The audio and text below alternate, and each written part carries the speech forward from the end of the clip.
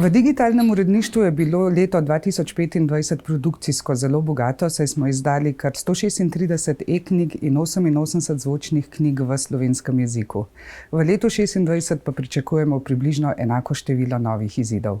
Letos obeležujemo 150-letnico rojstva Ivana Cankarja in ob tej priložnosti bodo kolegi v Cankarjevi založbi izdali zbirko Cankarjevih romanov, v digitalnem uredništvu pa bodo izšle zvočne različice vseh 9 romanov.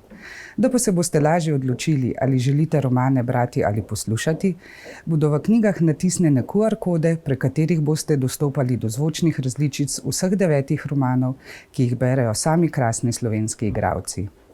Letos se veselimo tudi izida novih zvočnih knjig iz zbirke Razmerja in živi klasiki. Zbirka Razmerja prinaša v slovenski knjižni prostor žanrsko kakovostno literaturo slovenskih avtorjev in avtoric, ki so zelo priljubljeni tudi v digitalnih formatih. Enako velja tudi za zbirko Živi klasiki in z veseljem napovedujem že konec januarja izid zvočne knjige Drakula, ki jo imenitno interpretira Blaž Šef.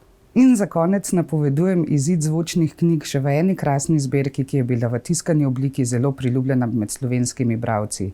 Gre za neapeljski cikel priljubljene avtorice Elene Ferrante. V letošnjem letu boste izšli prvi 2 knjigi, Genialna prijateljica in O novem priimku, v naslednjih letih bomo pa cikel dokončali. A kdo bo bral Genialno prijateljico? Počakajte na izid. Pa srečno!